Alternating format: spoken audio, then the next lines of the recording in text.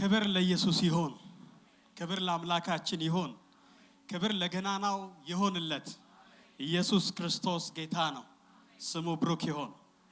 ክብራና ክብራት የእንኳን ደህና መጣችሁ መልእክቴን ሳቀርብ በገሊላ ኢንተርናሽናል ሴሚናሪም የዳይሬክተሮች ቦርድ አባላት ስም ታላቅ ልባዊ ደስታ ይሰማኛል።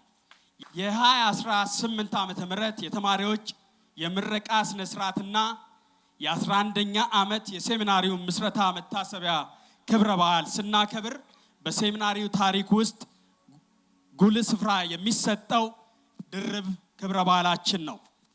ለዚህ ድንቅ 11 ድፍን የምሕረትና የታላቅ ጸጋ የድልና የብርታት የእግዚአብሔር እርዳታና ምሪት የተለማመድንበት በብዙ ልምድ የቀሰምንበት የተባረክንበት ብዙ ፍሬ ያፈራንበት ለዚህ ድንቅ ቀን ያደረሰንን እግዚአብሔርን በገሊላ ኢንተርናሽናል ሴሚናሪ የዳይሬክተሮች ቦርድ አባላት ስም እጅግ አድርጌ የረዳንን እግዚአብሔርን ላመሰግን ወዳለሁ። ክብር ለእግዚአብሔር ይሁን።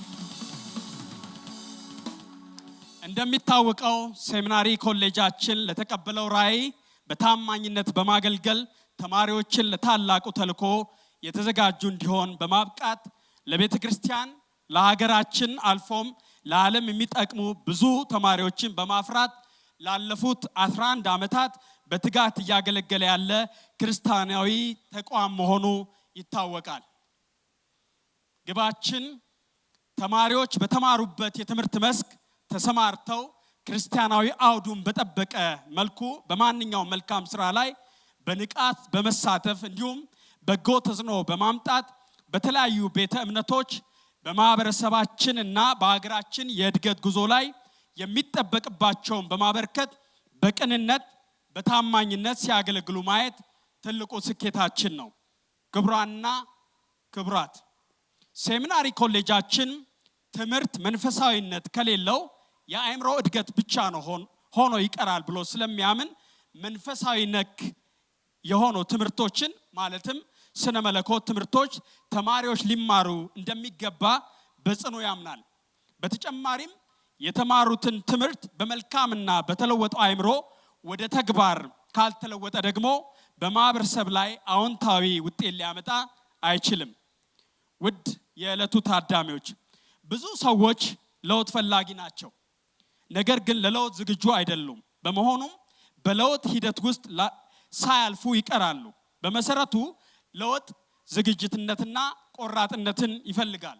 ለውጥ ከራስ ይጀምራል። ለውጥ ከውስጥ ይጀምራል። ለውጥ ከትንሽ ነገር ይጀምራል። የቀለም ትምህርት አእምሮአችን ይለውጥ ይሆናል፣ ልባችን ግን ሊለውጥ አይችልም። ስለዚህ ነው ሰዎች አእምሮአቸው አድጎ ልባቸው ግን የተለወጠ ስላልሆነ ለውጥን ሙሉ አያደርገውም። በመሆኑም ለውጥን ሙሉ የሚያደርገውን ትምህርቶች በሴሚናሪ ኮሌጃችን ተቀርጸው በመጀመሪያ ዲግሪ፣ በማስተርስ ዲግሪ እንዲሁም በሶስተኛ ዲግሪ ፕሮግራም በተለያዩ ፕሮግራሞች እና መርሃ ግብሮች እንዲሁም የትምህርት ክፍሎች ለማህበረሰብ ተደራሽ ለማድረግ ትምህርት እየሰጠን በተቀበለው ራዕይ ሰውን ሙሉ ሊያደርግ የሚችለውን መንፈሳዊ ትምህርቶችን ከሴኩላር ትምህርቶች ጋር አጣምሮ በማስተማር ላይ ይገኛል። ሴሚናሪ ኮሌጃችን ከተመሰረተ ከ2007 ዓመተ ምህረት ጀምሮ ለ11 ዓመታት በእግዚአብሔር እርዳታ ተማሪዎችን በመቀበል በማስተማር በማሰልጠን ብዙ ተማሪዎችን እያፈራን እንገኛለን። ለዚህ ያበቃንን እግዚአብሔርን በድጋሜ አመሰግነዋለሁ። ክብር ለእግዚአብሔር ይሁንለት።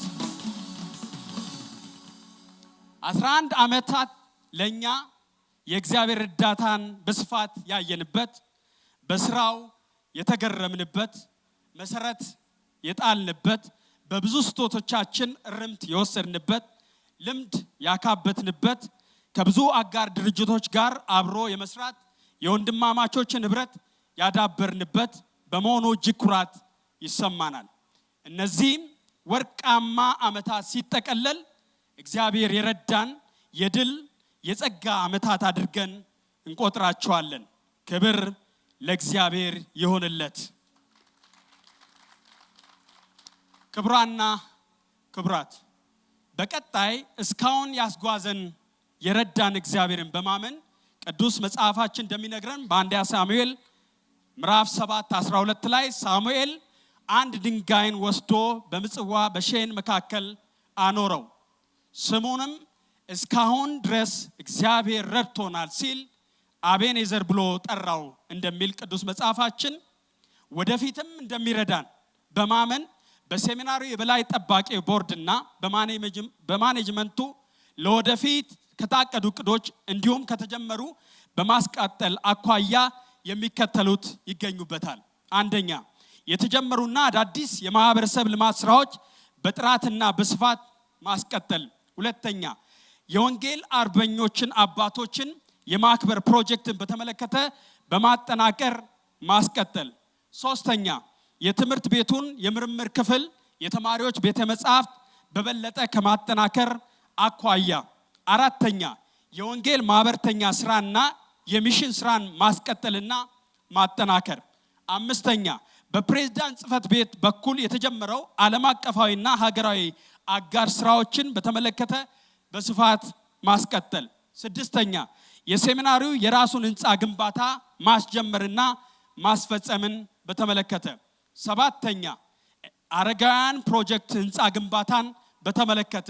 ስምንተኛ፣ የገሊላ የስልጠናና የማማከር ማዕከልን መገንባትን በተመለከተ።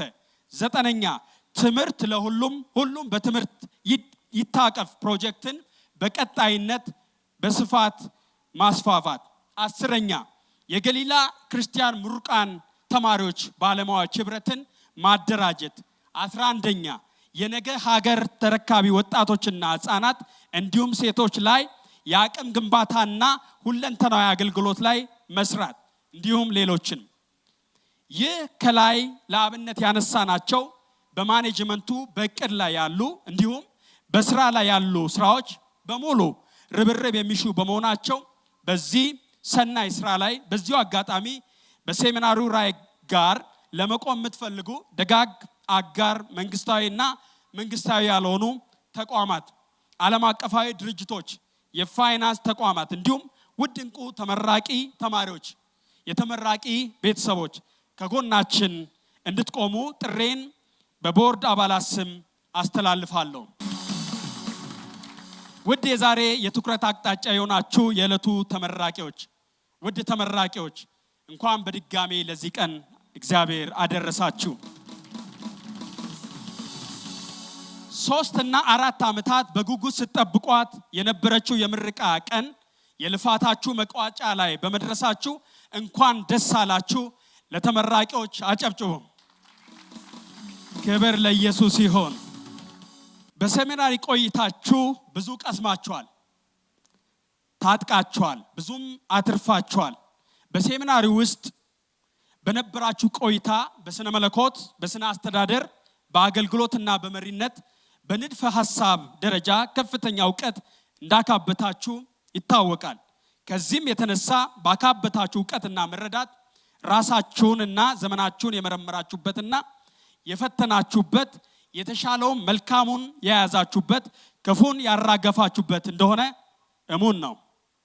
ዓለማችን ከቅርብ ጊዜ ወዲህ ልትወጣው የማትችለው የተለያዩ ተግዳሮቶች፣ አዳዲስ ክስተቶች እና ፈተናዎች እየገጠሟት ይገኛል። ከዚህ የተነሳ የማህበረሰብ ቀውስ፣ የኢኮኖሚ ጫና፣ የፖለቲካ ውጥረት፣ ግለተኝነት፣ ራስ ወዳድነት፣ የቤተ እምነቶች ለተለያዩ ተግዳሮቶች መጋለጥና ለሌሎች ተደራራቢ ዘርፈ ብዙ ችግሮች ተጨምሮ በግለሰብ ደረጃ በቤተ እምነት እንዲሁም በሀገር እድገት ላይ ጫናው እጅግ ከፍተኛ መሆኑ ይታወቃል። ተመራቂዎች ከዚህ ከላይ ለጠቀስኩት ዘርፈ ብዙ ችግሮች የመፍትሄ አካል ለመሆን ቆራጥነትን ይጠይቃል። እግዚአብሔር አምላክም ሁል ጊዜ በሚታመኑበት መንገዳቸውንም በትክክለኛው የእግዚአብሔር ፍቃድና ጎዳና ላይ ያደረጉትን ከፈተና ሊያድናቸው እና ሊያግዛቸው እንደሚችል ሙሉ እምነት አለኝ። መፍትሄው የኛ አምላክ የፍጥረታት ገዢ ኃያሉ እግዚአብሔር ጋር ነው። ጥሬም አጭርና ግልጽ ነው። እኛም የችግሩ አካል ሳይሆን የመፍትሄ አካል እንድንሆን ነው። መጽሐፍ ቅዱሳችን ለነዚህና መሰል ፈተናዎች ምላሽ ይሰጣል።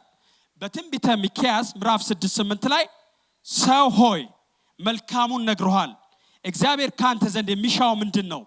ፍርድን ታደርግ ዘንድ ምሕረትን ትወድ ዘንድ ከአምላክ ጋር በትሕትና ትሄድ ዘንድ አይደለምን እንደሚል የጠራችሁ እግዚአብሔር ተመራቂዎች ከናንተ ጋር በመሆኑ የተነሳ መልካሙን በማድረግ ፍርድን ሳናጓድል ለተልኮ የተለየን የኛን ፍቃድ ሳይሆን የእግዚአብሔርን ፍቃድ ብቻ በማድረግ በፍጹም ትሕትናና በፍቅር በመጓዝ ለምድራችን፣ ለሀገራችን፣ ለማህበረሰባችን እንዲሁም ለትውልድ እናንተ የመፍትሄ አካል በመሆን እንደምትገለጡ ሙሉ እምነት አለኝ።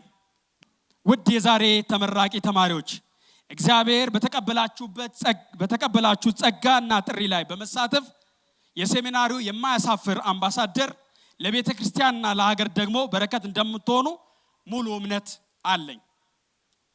በመጨረሻም የሴሚናሪው የቦርድ አመራሮች፣ አማካሪዎች፣ የሴሚናሪው ሰራተኞች፣ መምህራን፣ አጋሮቻችን፣ የተመራቂ ቤተሰቦችና ጥሪ የተደረገላችሁ እንግዶች እንዲሁም ይሄንን 11ኛ ዓመት ክብረ በዓላችንን ለማክበር ከተለያየ ቦታ የተጋበዛችሁ እንግዶች በሙሉ እንኳን ለዚህ ለ11ኛ ክብረ በዓል አደረሳችሁ ማለት ወዳለው። አመሰግናለሁ።